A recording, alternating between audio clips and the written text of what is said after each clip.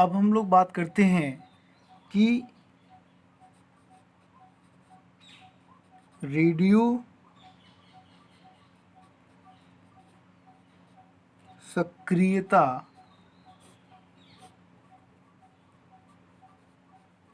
द्वारा प्रदूषण की रेडियो सक्रियता द्वारा जो प्रदूषण है, हम लोग जानते हैं कि विकिरण का निकलना सभी प्रकार के पदार्थों और परमाणुओं का ये सहज लक्षण होता है। ये एक ऐसी परिघटना है जिसमें किसी भी पदार्थ या स्थान में से तीव्र गति करते हुए कणों के स्वरूप में या तरंगों के रूप में ऊर्जा का प्रचारण होता रहता है। इन गतिशील कणों को कणकीय विकिरण कहते हैं और तरंगों को विद्युत चुंबकीय तरंगे या विकिरण कहते हैं। सभी प्रकार के जो विकिरण हैं वो ऊर्जा का स्वरूप होते हैं।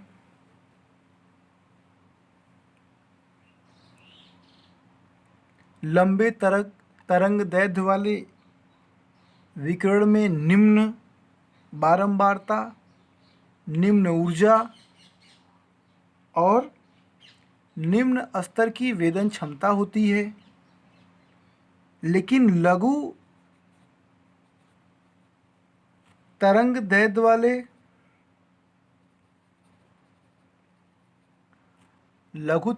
वाले जो विकिरण होते हैं उसमें उच्च बारंबारता, उच्च ऊर्जा और उच्च वेदन क्षमता होती है। अगर हम लोग बात करें कि रेडियो समस्थानिक क्या होते हैं, तो अगर रेडियो समस्थानिकों की बात की जाए तो ये ऐसे रासायनिक तत्व होते हैं जिनके एक स्वरूप से दूसरे स्वरूप में बदलते हुए उनके नाभिकों से स्वतः ही ऊर्जा, बहुत ही उच्च ऊर्जा नहीं, बहुत ही उच्च ऊर्जा विद्युत चुंबकीय या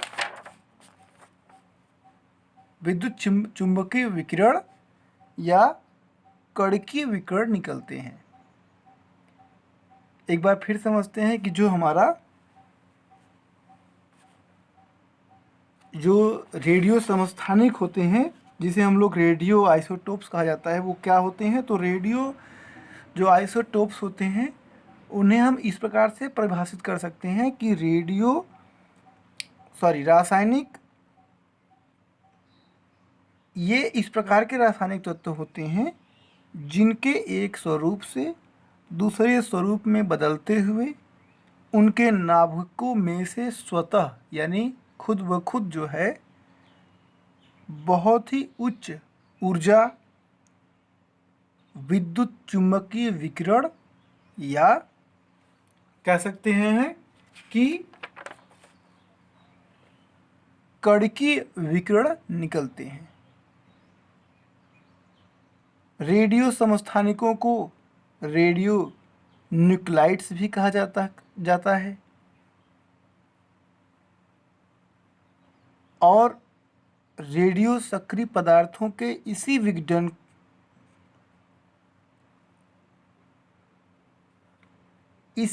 के गुणधर्म को, इसी प्रॉपर्टीज को रेडियो सक्रियता कही जाती है।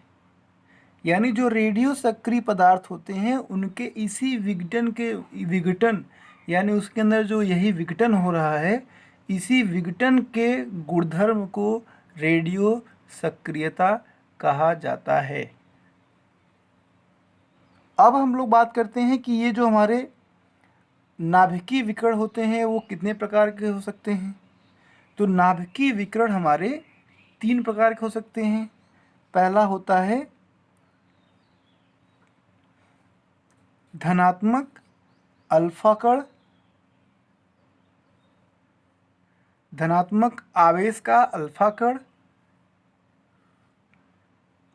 दूसरा ऋणात्मक आवेश वाला बीटा कण। और तीसरा होता है गामा कण, जो कि उदासीन होता है, जिसके ऊपर कोई भी आवेश नहीं होता है, वो आवेशहीन होता है। अब हम लोग बात करते हैं कि इनके अलावा कुछ ऐसे भी रेडियो सक्रिय पदार्थ होते हैं जहाँ से न्यूट्रॉन कण निकलते हैं। इसके अलावा अल्ट्रावायलेट, जिसे पराबैंगनी किरण कहा जाता है, और एक्स किरण, ये अन्य प्रकार के विकिरण हो सकते हैं। लेकिन इनकी जो वेधन क्षमता होती है वो अलग अलग होती है।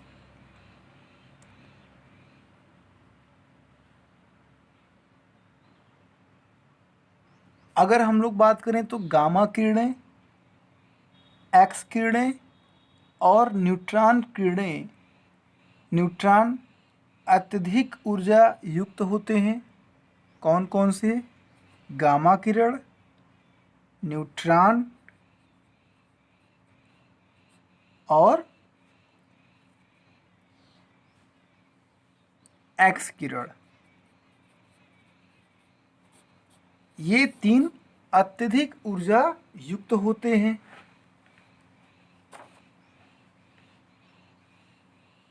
इनके रास्तों को रोकने के लिए कंक्रीट की दीवार या शीशे की शील्ड की ज़रूरत पड़ती है। बीटा कण जो होता है वो त्वचा को बेध सकता है, त्वचा के अंदर प्रवेश कर सकता है। अल्फा कण सबसे कमज़ोर होते हैं, इनकी वेदन क्षमता सबसे कमज़ोर होती है और ये किसी एक कागज़ के टुकड़े से भी, यानी एक कागज़ के परत से भी रोके जा सकते हैं। अब हम लोग बात करते हैं कि इनकी अलग अलग,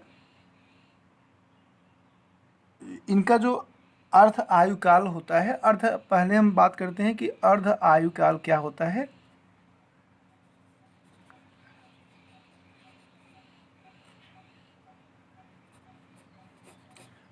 अर्ध आयु की बात करें तो अर्ध आयु वह काल होता है, यानी वह समय होता है जिसमें किसी रेडियो सक्रिय पदार्थ में उसके शुरू काल में मौजूद परमाणुओं की ठीक आधी संख्या नष्ट हो जाती है।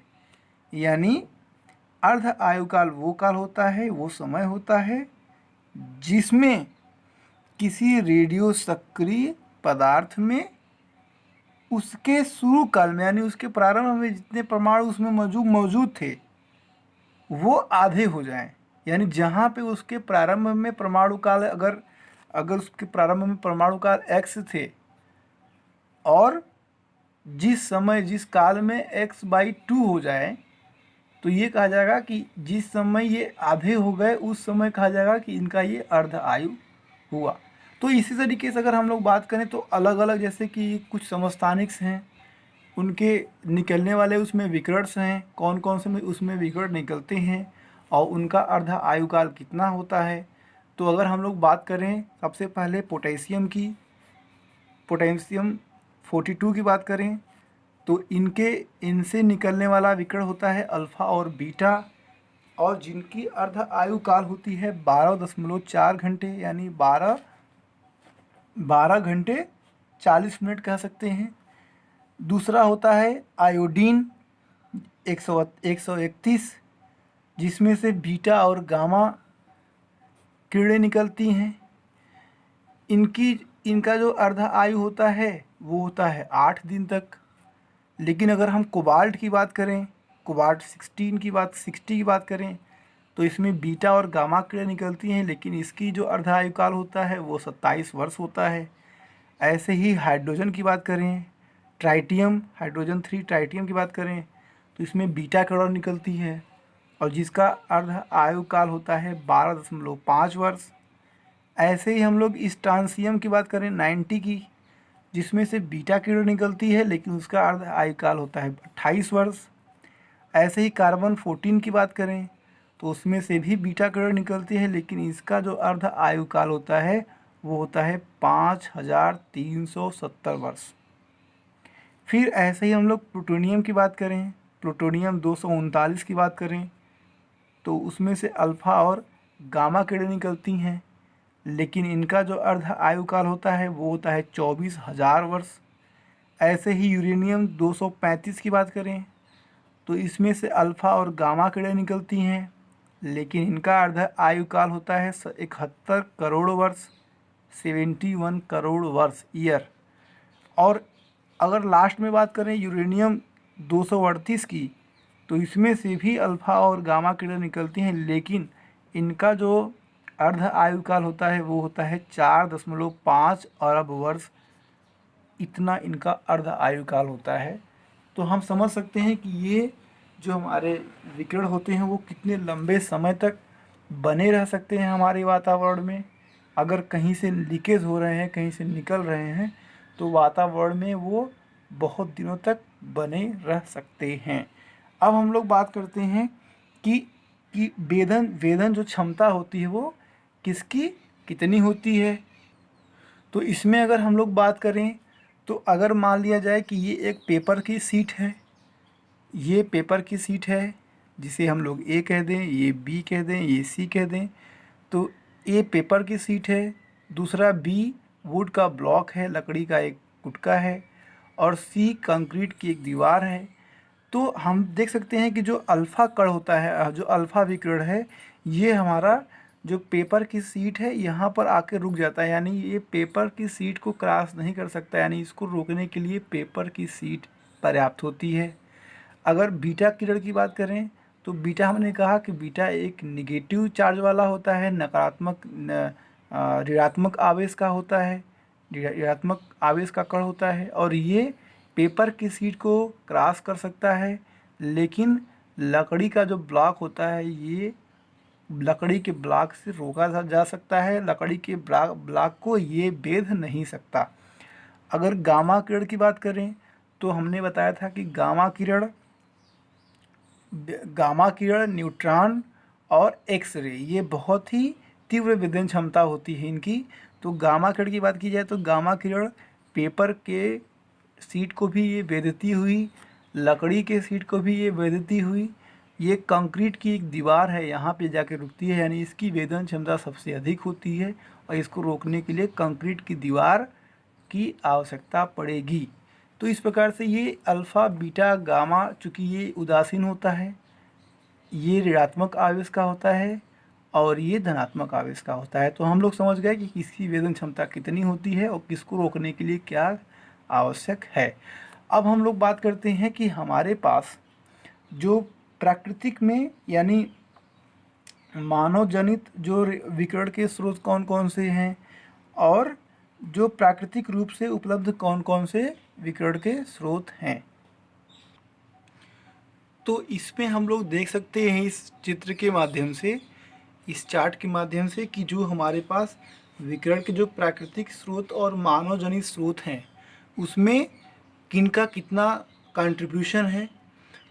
अगर हम लोग बात करें नेचुरल रिसोर्सेज की, नेचुरल जो सोर्सेज हैं जहाँ से इस प्रकार के विकिरण उत्पन्न होते हैं, तो 82% यानी 82%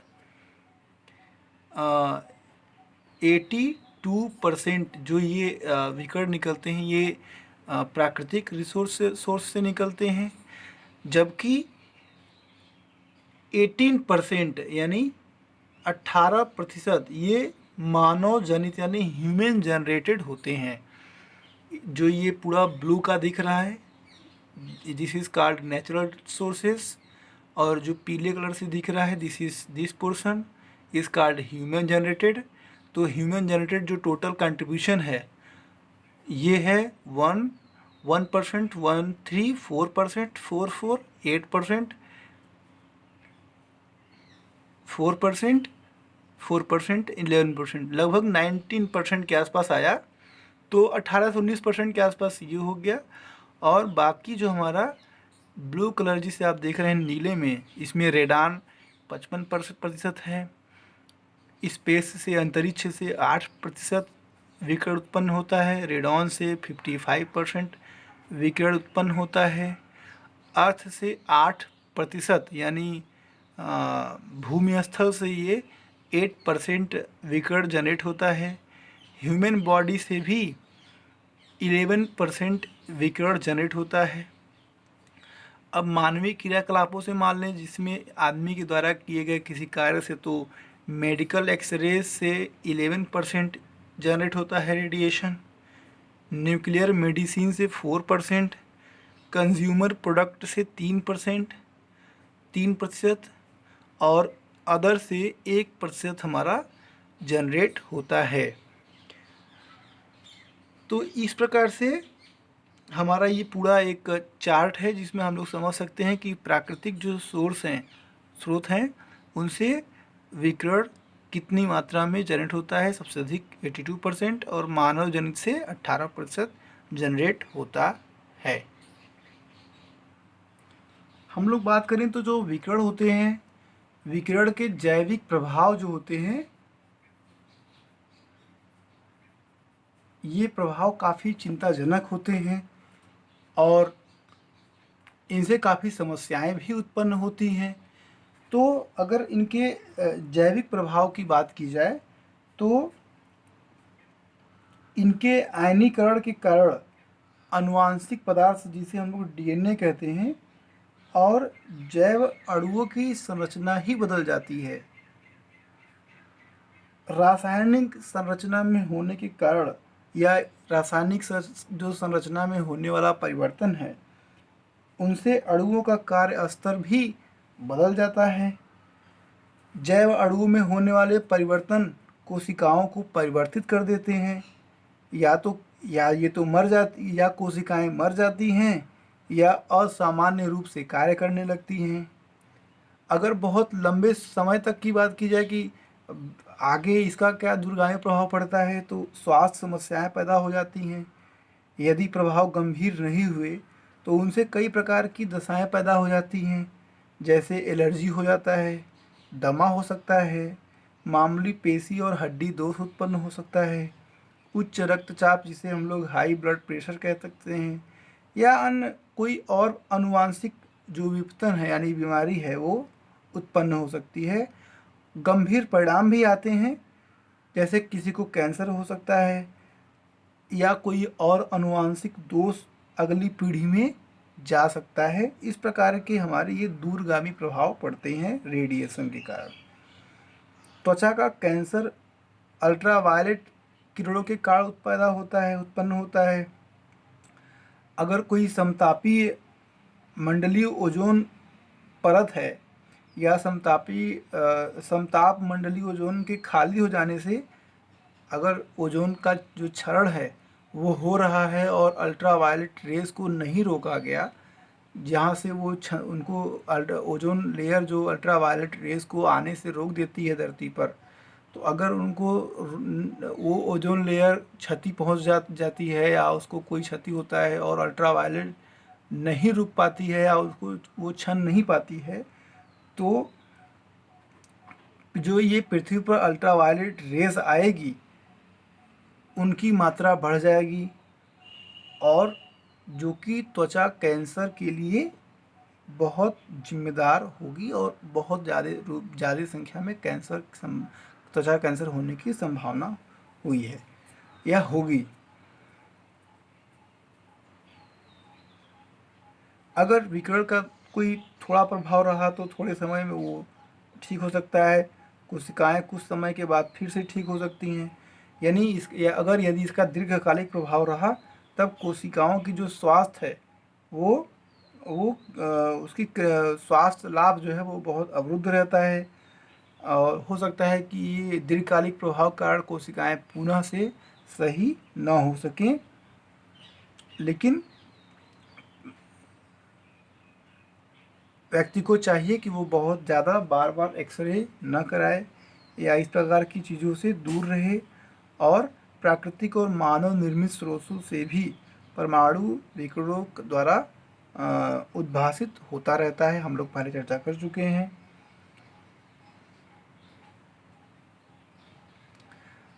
जैसा कि हमने कहा कि जो हमारा प्राकृतिक पृष्ठभूमि है उसमें विकिरण का आधा भाग लगभग अंतरिक्ष से आता है, यानी अंतरिक्ष किरणों से प्राप्त होता है। प्राकृतिक स्रोतों में